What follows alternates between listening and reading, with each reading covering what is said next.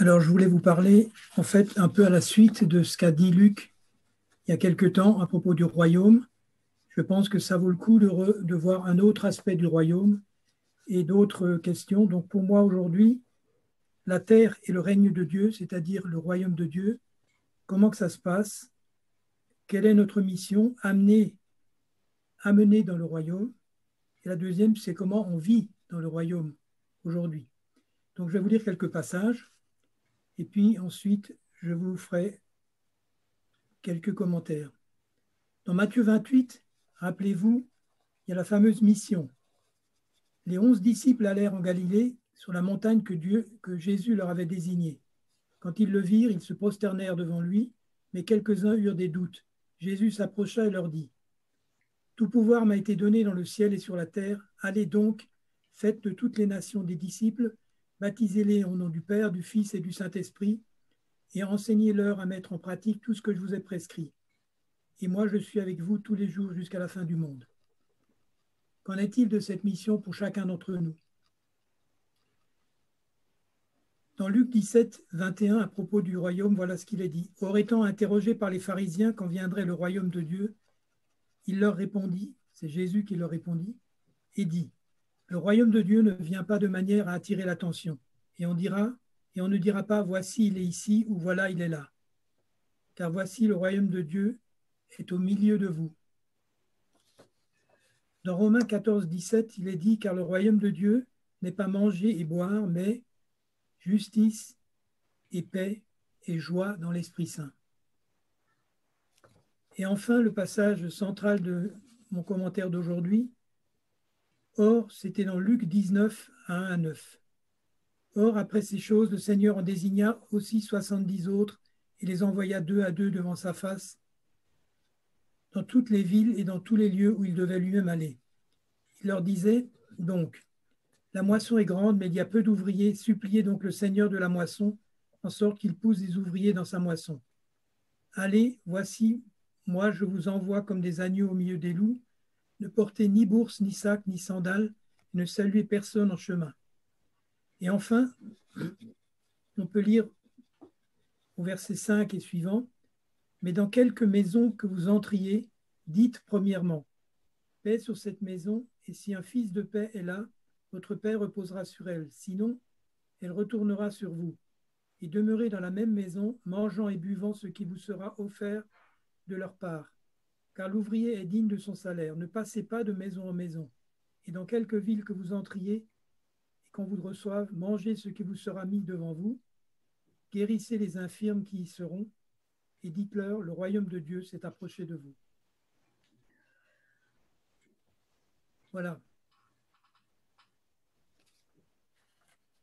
Une des premières choses que je voudrais faire comme remarque à propos justement de cette mission que nous avons, qui est donnée dans Matthieu 28, et de ce que Jésus a démontré en envoyant ces 70, 72, en fait, en réalité, suivant certains textes, je voudrais dire au passage que quand ils sont revenus de cette mission, ils étaient tous étonnés et pleins de joie. Voilà ce qu'ils ont dit à Jésus. Les 70 revinrent avec joie et dirent, Seigneur, les démons même nous sont soumis en ton nom. Il leur dit, je voyais Satan tomber du ciel comme un éclair. Voici, je vous ai donné le pouvoir de marcher sur les serpents et les scorpions et sur toute la puissance de l'ennemi, et rien ne pourra vous nuire.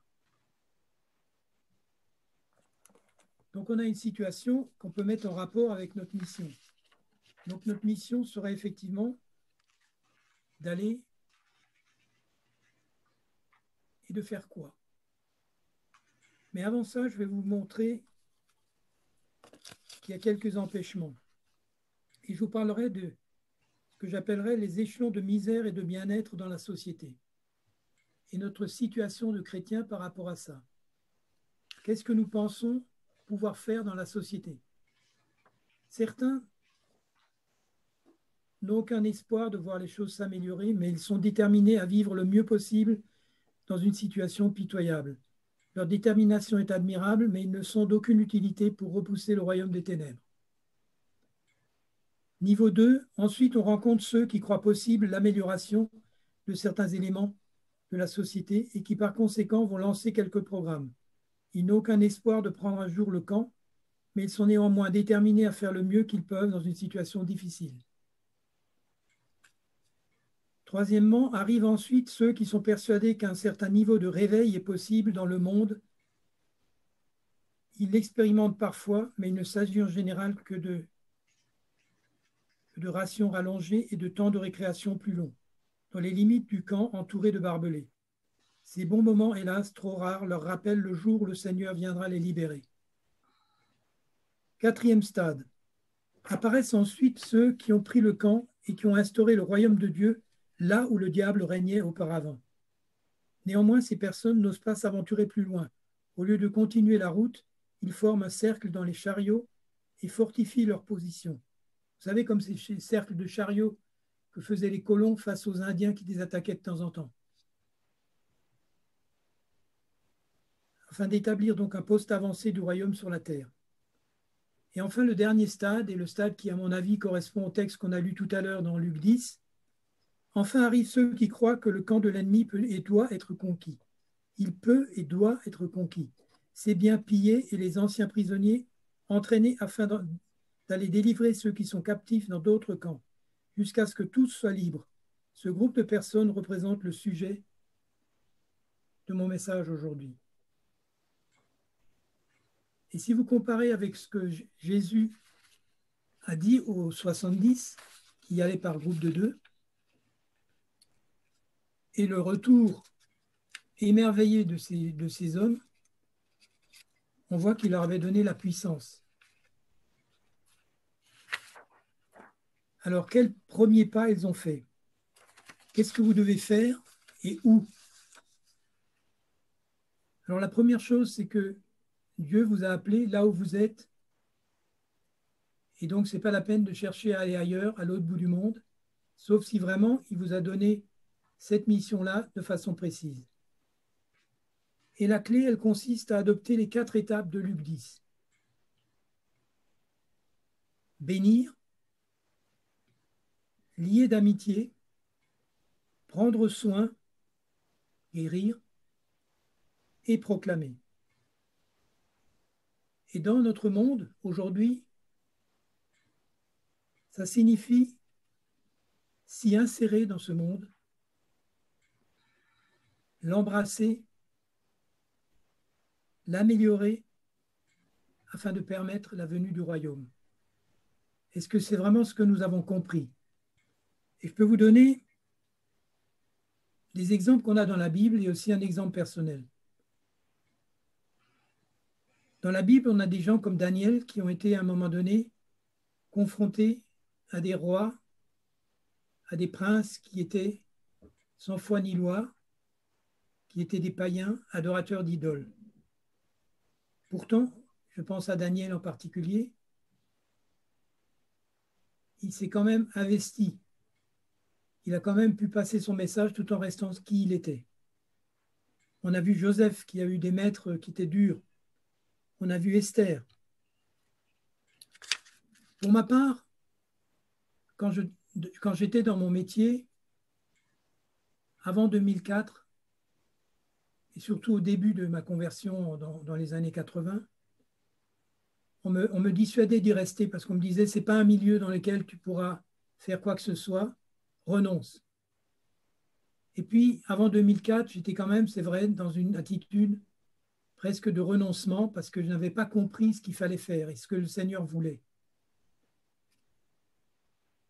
Et quand j'ai fait ce premier pas, c'est-à-dire que j'ai commencé à obéir à ce que Dieu me demandait, de bénir, d'accepter tous ceux qui travaillaient avec moi, de me lier d'amitié avec eux, même s'ils étaient, par certains aspects, pas recommandables, prendre soin d'eux, alors j'ai pu proclamer.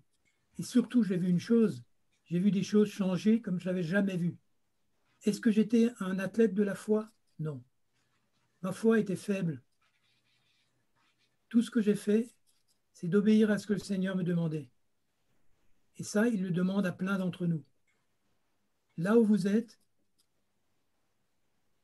obéissez tout simplement à ce passage de Luc 10, parce qu'il leur donne des choses précises. Il leur dit, commencez par dire que la paix soit sur cette maison. Et moi, ce que j'ai fait en 2004, c'est de prier chaque matin sur chaque siège de chacun des employés. Et aussi de dire à tous ceux que j'avais pas trop, que j'aimais pas trop, de les rassurer sur le fait qu'ils faisaient partie de l'équipe et que je les aiderais. Et enfin, répondre aux différents besoins, c'est les écouter et aller peut-être jusqu'à des moments où on pouvait prier pour eux, prier pour des cas, pour des situations personnelles qui étaient délicates. Et je vous promets que j'ai vu des choses que je n'ai plus revues par la suite, parce que tout simplement, c'était quelque chose d'énorme. J'ai multiplié par 3 toutes les victoires que nous avons eues dans notre métier. Et j'étais dans une grande paix. Et tout le monde était dans une grande paix. Et ça apporte encore des fruits aujourd'hui dans cet endroit.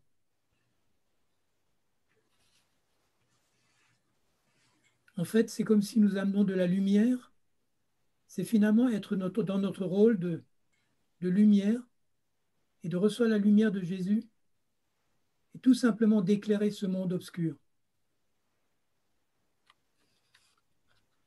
Donc pour moi, ce qu'il faut faire pour amener des personnes dans le royaume, un royaume que nous ne voyons pas, mais que nous savons qu'il est là, dans un royaume où nous devons vivre, nous, en principe. Et vivre avec les règles du royaume, c'est ce que j'ai voulu voir un petit peu, quelles sont ces règles du royaume, sachant que dans le Nouveau Testament, il est parlé plus de 40 fois du règne de Dieu ou du royaume de Dieu. Parce que la vie, évidemment, la vie dans nos sociétés, et vous le sentez bien aujourd'hui, c'est un terrain de combat. Et notre existence demeure constamment menacée. Alors je dirais bien, peut-être que vous êtes comme moi, dans une société où les risques sont faibles. Oui, pour ce qui est de vivre à l'abri de certaines violences, et encore. Mais pour le reste, pour rester chrétien, est-ce que vraiment ce n'est pas un monde aussi qui est très tentant, qui a beaucoup de tentations? Donc je me suis dit, quelle est l'hygiène de vie? Quelle est, plus que l'hygiène de vie, quelle est la vraie vie des fils et des filles du royaume? Alors il y a toute une série de conseils qu'on peut trouver. Et pour ces conseils, je vous demande de vous rapprocher de la parole de Dieu, parce qu'elle renferme les consignes du Créateur, qui sait ce qui fait du bien à ses créatures et ce qui les conduit à la vie. Et prendre cette idée au sérieux permet de comprendre que cette parole est pleine de conseils divins dans le domaine de l'hygiène. Alors, je ne parle pas de l'hygiène que vous connaissez au travers des gestes barrières, bien vous laver les mains, porter un masque, mais d'une autre hygiène, celle par exemple de toujours fermer le cercle du pardon, de vivre du pardon, d'apprendre à digérer nos relations, de vivre nos relations de façon juste, de recevoir du Seigneur l'apaisement et la consolation et de vivre la réconciliation. J'aurai quelques autres bonnes choses qui sont issues de la sagesse de Dieu qu'on voit dans la parole. Pour vivre dans le royaume, dans ce qu'aujourd'hui on sait du royaume, il faut vivre dans le présent. C'est ce que Jésus nous demande. Il dit, le lendemain s'inquiétera de lui-même, à chaque jour suffit sa peine. C'est dans Matthieu 6, 34. Et là, il parle de manière réaliste, parce que la vie quotidienne, c'est un combat, un défi et parfois même une calamité. Il veut que nous vivions totalement dans l'ici et le maintenant. Deuxième chose, c'est de vivre dans les œuvres préparées. On oublie vite qu'il y a des œuvres préparées d'avance pour nous. Et ces œuvres ne sont pas toujours des œuvres gigantesques qui nécessiteraient une publicité. C'est souvent des choses toutes simples. Nous avons été créés donc pour les œuvres bonnes que Dieu a préparées d'avance afin que nous nous y engagions. Puisqu'il a décidé d'agir avec nous parmi les hommes et qu'il a besoin de nous, il est essentiel que nous rentrions dans les œuvres préparées pour chacun de nous. Elles vont être différentes d'une personne à l'autre, très différentes. Troisième chose, c'est de vivre libéré des soucis et des difficultés. Combien de fois avez-vous entendu ces passages où il est dit de ne pas se faire de soucis, de lui remettre nos soucis? Et pourtant, nous continuons à les porter. Et je ne suis pas le dernier. Et je citerai alors le passage de 1 Pierre 5. Humiliez-vous donc sous la main puissante de Dieu afin qu'il vous élève au moment fixé, en jetant sur lui tous vos soucis, car il prend soin de vous. Est-ce qu'on peut se redire ceci? Il prend soin de nous. Il prend soin de nous.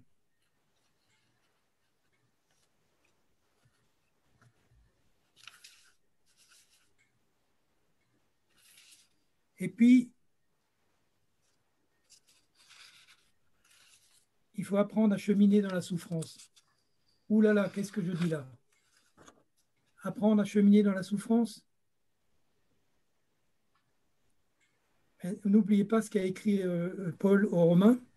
Bien plus, nous nous réjouissons même dans nos souffrances, car nous savons que la souffrance produit la patience produit la résistance à l'épreuve, et la résistance l'espérance. Cette espérance ne nous déçoit pas, car Dieu a versé son amour dans nos cœurs par le Saint-Esprit qu'il nous a donné.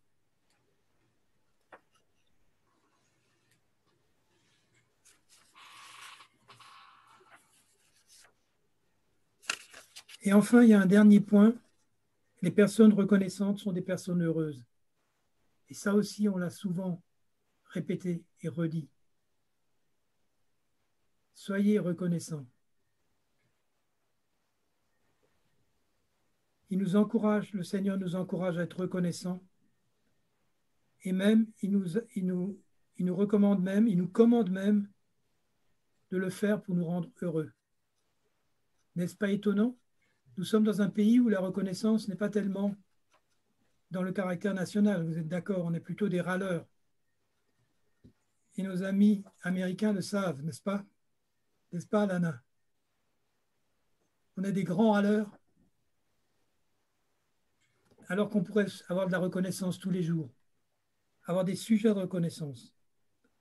Et comme le dit un Thessalonicien, rendez grâce en toutes circonstances, car c'est la volonté de Dieu à votre égard dans le Christ Jésus.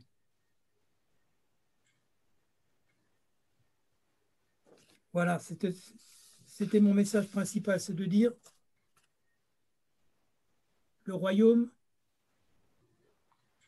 il s'est approché de nous, et maintenant c'est à nous d'aider ceux que nous avons comme voisins, ceux que nous avons à notre travail, où nous sommes, de les bénir, de les saluer, de les bénir, de répondre à leurs besoins, de les embrasser, je veux dire par là, d'embrasser leur vie, d'accepter ce qu'ils nous donnent, quoi que ce soit, pour pouvoir leur dire, le royaume de Dieu s'est approché de vous. Et croyez alors, et je vous le dis, j'ai vu vraiment des choses extraordinaires se passer. Elles étaient d'ailleurs tellement extraordinaires que j'ai eu peur. J'ai été comme Pierre, vous savez, ce Pierre qui est pêché à un certain endroit du lac. Et quand Jésus lui a dit de le mettre, de relancer les filets, ses filets étaient pleins à craquer. Et là, Pierre s'est reculé et puis il a eu peur. Il a eu peur de la puissance de Dieu. N'ayons pas peur de cette puissance. Elle est là pour que nous soyons armés. Parce que même si vous avez une toute petite foi, même si vous avez une toute petite foi, sa réponse est toujours bien au-delà de ce que nous pouvons croire et espérer. Et ce n'est pas nos propres forces, qui vont faire la différence. Et n'oubliez pas ce qu'a dit Jésus. Il a dit à un moment donné, dans Marc 11, 22, après qu'on lui a demandé des explications sur la disparition d'un arbre qui s'était desséché complètement, il a dit « Ayez foi en Dieu », qui est mal traduit dans cette version. Il vaudrait mieux dire « Tenez, saisissez la fidélité de Dieu ». Même si vous avez une toute petite foi, sa fidélité est toujours énorme. Elle n'a pas de limite. Et donc, remplissez votre mission. Vous n'êtes pas obligé d'être spécialement à temps plein pour le Seigneur, parce que vous y êtes toujours à temps plein quand même. Même si vous travaillez dans n'importe quel métier, que vous soyez d'ailleurs enseignant, bien sûr, mais que vous soyez aussi vendeur, commercial, chauffeur, dans n'importe quel métier, votre mission est là où il vous a mis. Est-ce que ça vous parle? Moi, ce que j'aimerais vous dire, c'est juste que vous priez chacun, maintenant, librement, en ouvrant vos micros, pour dire simplement, Seigneur, j'ai compris que la moisson, moi aussi je peux. Moi aussi je peux y contribuer. Et Jésus, au début de ce passage de Luc 10, il dit bien, appelez des ouvriers dans la moisson. Vous, vous êtes des ouvriers qui vont aller dans la moisson, à votre façon. Et je sais que les uns et les autres, vous faites votre travail. Celui qui est tout simple, qui est de dire bénir, vous faire tout à tous, accepter les autres, quoi qu'ils fassent, les aider, venir à leur secours, et ensuite proclamer. Vous êtes d'accord? Voilà, c'est votre mission. Elle est toute simple. Apprenez par cœur ce passage.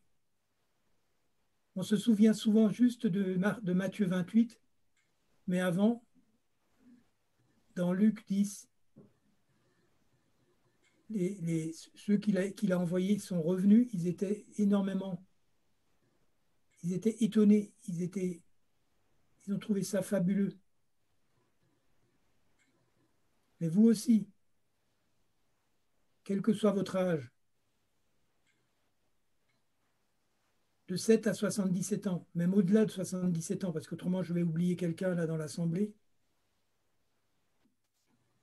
vous pouvez, où vous êtes,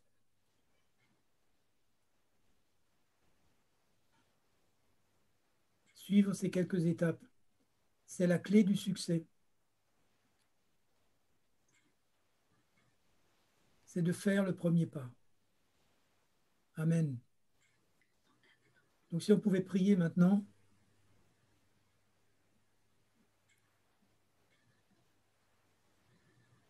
Seigneur, aide-moi à faire le premier pas là où je suis, à reconnaître que c'est aussi un endroit où le royaume peut se révéler, s'approcher de ceux que je côtoie. Où que ce soit, avec mes amis, tous ceux qui dans le monde ont besoin, ont soif de toi mais ne le savent pas. Merci Seigneur pour cet appel que tu nous fais. Et quand nous sommes refroidis, quand nous sommes découragés, que nous ne nous arrêtions pas à notre faible foi. Parce que toi, tu es fidèle, Seigneur. Tu es fidèle. Amen.